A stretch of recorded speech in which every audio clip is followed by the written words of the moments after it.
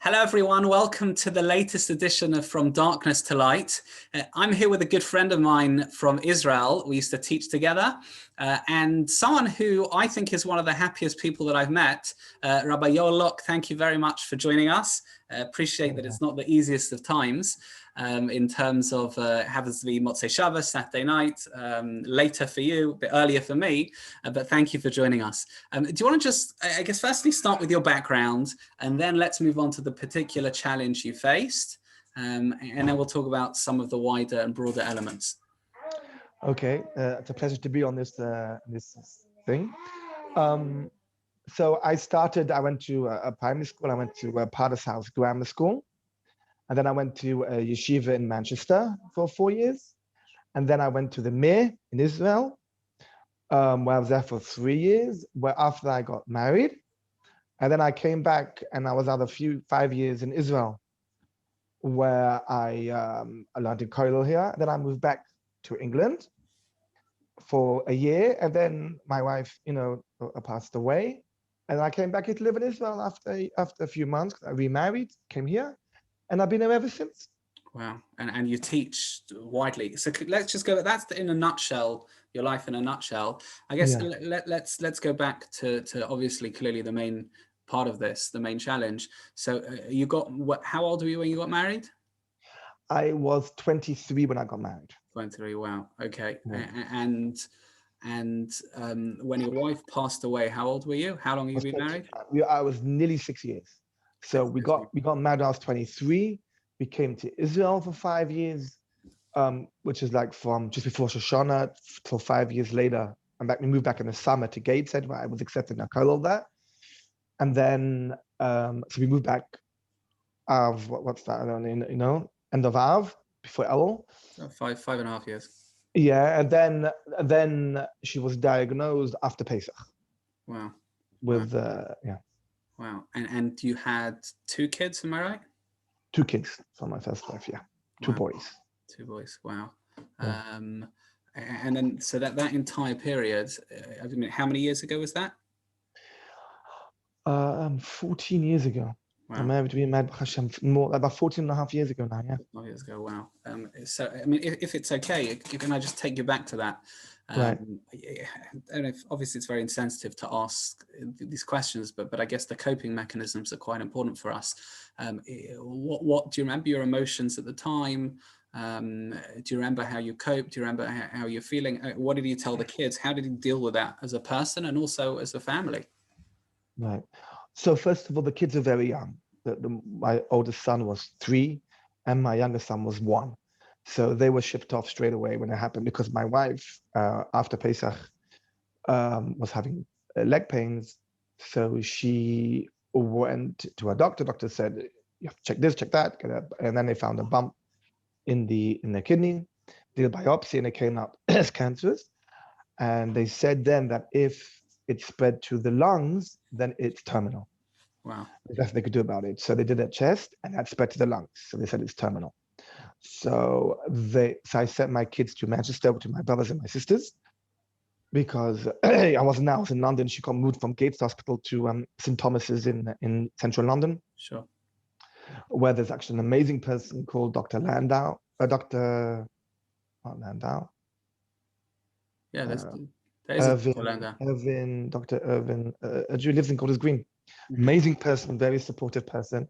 And it was very quick, really. She passed away a few weeks later. It was terminal, so it wasn't a long time. And then when I came back for Shiva to mourn, I went back to Gateshead. And then my sons came back at the end of the Shiva. So they were very young, so they didn't really know. They asked me, like, where's mommy? I said, mommy's in heaven. He asked me if the leg is still hurting. I said, no. And that was it. Kids at that age, are very adapting, and they were at home. I was by my in-laws. It's a big home. Their uncle and aunts were there. So they got busy. And then, it was very quick. And then Baruch Hashem, I got remarried pretty quickly. So there wasn't that much of a time, really. Mm-hmm. For the kids too. And they were young. They were 1 and 3. My 1-year-old doesn't even remember anything. My 3-year-old then is now 18. So 18, he was nearly 4 then, so now was just 18. So he remembers, bits and pieces, but they were very, very young, people who have the same thing with older kids, it's a very different story. You have memories of the old mother and the new mother, it's a whole different situation. Wow. So, then I moved back to Gateshead, and I was there for a couple of months, and then a couple of months later, I went out with my wife, second wife. Wow. So what? I mean, again, what was the coping mechanisms? What did he do? What helped? What didn't? I guess that every situation, every person is different. Right. So it's very unique, and it is difficult. I can't tell you the way I cope with it. My wife had a lot of belief that everything was supposed to be that way, and it's hashgacha pratis, and we don't understand. And so we never asked questions, really. It wasn't that kind of, it wasn't like that thing, I was blessed to have a wife for nearly 6 years. Why she had to pass away, I didn't have that kind of, it's not fair, that kind of thing, because I looked at the other point that I had a wife for 6 years, who was an amazing person. And she herself didn't look at it that way, So again, it was much easier because my wife was like that. So we're on the same page in that aspect. So it was easier, I suppose, to cope with it. And the truth is, it is very painful, and it's a painful experience. And you go through day by day, you keep busy. It's not like, it's not coping with something as if you don't feel it. You move on and you move on. And like I said, I got remarried pretty quickly afterwards. It wasn't like it didn't go on for years and years. It was a few months and I was remarried. And my sons again had a new mother, and they were very young. So they didn't have the whole trauma of that kind of thing. I mean, it wasn't prolonged. It wasn't a prolonged thing. They got me, they came back to Israel, and then it's not like you have a 10-year-old, 9-year-old, I want my mummy. They didn't know, 1-year-old didn't know anything, and a 4-year-old, 3-year-old, how much does he know? So it's not like, I remember speaking to somebody once, there was a person engaged called Rabbi Katz. He also has a difficult time. He has not well children, so people can't relate, and thank God they can't relate. They don't understand a young wife dying, and it's, thank God for that. It's a good thing. People come, and my friends come, but they don't really understand. So after I got up from Shiva, he took me. We went on a car together. And he's a person who suffered. And he's suffering. He has children who are not well. And when I spoke to him, he was the kind of person, you're out the rat race now. You're a different thing. Your life is taking a different turn, which is kind of like out the norm, and that's fine. That's the way it's supposed to be, And I went back to Koilel, and there were difficulties, but like I say, my parents-in-law were there for me. I had a lot of support. And you're still close to your. Still close to my first, but yes, still close to them. They speak to my sons. Yes, my wife speaks to them. Yeah, again, that also is very, very helpful. There's no difficulties in that aspect. It can make it much more complicated if those things develop in that way. So thank God that was not an issue. Really, I was surrounded by many wonderful people that made it much easier. Wow. So I don't know what you mean by coping. Talking about the pain. The pain's the pain. There's no way to cope with the pain. It goes away over time. It's a tremendous pain, and it hurts. It does hurt. And but as time goes along, you get, and like I say, it's different. Wives, you get remarried, and you love your second wife, and it's kind of replaceable. As my first in-laws told me, that for them they've lost a child, there'll always be a hole that cannot be refilled at the end of the day. And although it's true that there's a pain there, it's not the same. You can have a second wife, you can love again, have a home again, have a family again. Yes, you get changed by that experience, right? But it's a refillable hole kind of thing. I understand, but that ability to rebuild itself must come from a certain, as you said, inner strength. Not everyone is able to just, after a bereavement, just get up and rebuild. That itself is. Yeah, that's definitely true. Everyone mourns differently. And I think the point is to allow a person to mourn the way he's supposed to mourn. And loss is a painful thing. It's a tremendously painful thing. Right. I mean, I'll tell you what's most inspiring. Sorry to just cut that off. Yeah, go on. What's most inspiring is that a lot of people in your situation would have probably said, look, I got married. My expectations were that we would live a happy marriage and with kids and a family, etc. And this is not how life was supposed to be. You know, a lot of people would feel that way, and I would understand that to an extent. Whereas you've come from a totally different angle of appreciating the years you had, of saying that you don't know what meant to be is in life because it's not planned by you. It sounds like those were the major coping mechanisms and just approaches to life. Yes, it's true. But those are given to me by my wife and my in-laws. That they're all on that page, you know. Again, my first wife, you know, realized that she's not going to bring up her kids.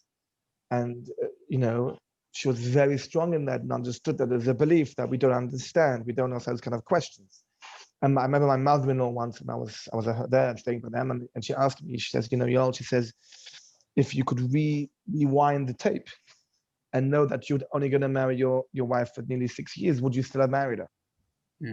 So I said, Mummy, I said, if you could rewind the tape and know you're only going to get a 26 years, would you take somebody else for 75 or 80 years? And she says, no. I said, exactly. So there's no, we don't play that game in the family that I was brought up in, and especially, you know, in the family, the Posens, she was called the Posen, the first wife, the belief is extremely strong. They were very welcoming to my second wife. They didn't, you know, they don't sit there and they don't play the not fair game. You know, they again, I suppose when it boils down to it, it boils down to how much belief do you have that, yes, it hurts, yes, it's painful, but we don't understand and we trust that God had a plan. And that's the way it's supposed to be. And that's not the day after, not the week after, maybe not the month after, but 3, 4, 5 months after. I suppose the beliefs that you have as a child kick in. You know, obviously you don't look at somebody who's just passed away and say, you know what, it's, you know, it's meant to be. It's not, that's ridiculous, obviously. There's a place for pain and mourning. Right. But when it boils down to, I suppose at some point you have to come back to that belief that we don't understand, and it's meant to be for the best. And thank God I had a wonderful person for nearly 6 years, and I have 2 wonderful children. And thank God I got remarried and I have many more wonderful children. And you can either count, you know, you count your blessings. Amazing. I have to say, just in finishing this, I know a few various people who, in fact, people we talk with, and I happened to kind of like just mention to them that the person you're married to now is your second wife, and they had no idea. And they actually turn around and says, "Oh, it's funny because I noticed that, you know, the older 2 kids don't look so much like the others," but they had no idea. In other words, it's not something that you wear on your sleeve, so to speak. It's not something that you broadcast. And from knowing you, we'd never be able to know that, you know, which is a massive tribute to your own. I don't want to use the word coping mechanisms too much, but your whole outlook on life, and your ability to, I guess, process and move on and then rebuild, start a family. You know, again, that's incredible. It's definitely true. But like I say again, and I'm not trying to, you know, think, but I really, you know, I got remarried pretty quickly, thank God. But I only had 2 very small children. You know, and I'm not trying to take away from the pain of it. By the end of the day, like, I know people who went through a similar thing, but they suffered much more afterwards. It much longer to get remarried, much longer with the kids. The kids are much older. It makes it tremendously complicated. And thank God, you know, God, you know, Hashem didn't give me that. God didn't give me that. And yes, you know, there's a certain coping mechanism there. But again, when it happens very young, it's definitely easier. It's definitely easier. And yeah, we don't put it on our sleeves like that. We don't wear it on our sleeve. Me or my wife also had her story. We don't wear it on our sleeves. We're, you know, again, we count our we don't play the, she always says we don't play the what if game. We count our blessings. And I don't look at my life as being a hard life. I really don't. I had a wonderful childhood. Look at that little bump. God has really blessed me with tremendous blessings. My grandmother, who's 95, Liana Ran, she always says, you know, in French, you know, God spoils me, you know, and God does spoil me. Thank God, you know. You can look around. There's many more people. I look at it as a bump which I had to go through, and I'll never know why. I'll never know why. It's like somebody told me when I was sitting Shiva, and he says to me, you know, they asked him to say something. So he said, look, he said, somebody wants to always know why this and why that and why this. So God said, okay, no problem. Come upstairs and I'll explain to you why. So he goes up there and gets all the answers. He goes, okay, let me go back down. God says, no. Once you get the answers, you got to stay up here. My wife has no questions. My first wife. I have no answers. And I'm happy that way. I don't need to know the answers. I don't need to know the answers. And you know, but my wife has no questions up there. And that's the belief. It's not the belief that they'll make sense. I don't know if it will make sense from my perspective. I have a very small perspective, but I know that there are no questions. I have no answers, and that's fine. I can live with that. Amazing. Rabbi Lock, thanks so much for joining us. It's tremendous. It's a pleasure. Thank you for the opportunity. And please God, only a future simcha, and we look Amen, forward to seeing each other in person one day. Amen. Yes, looking forward. Thanks. Bye-bye.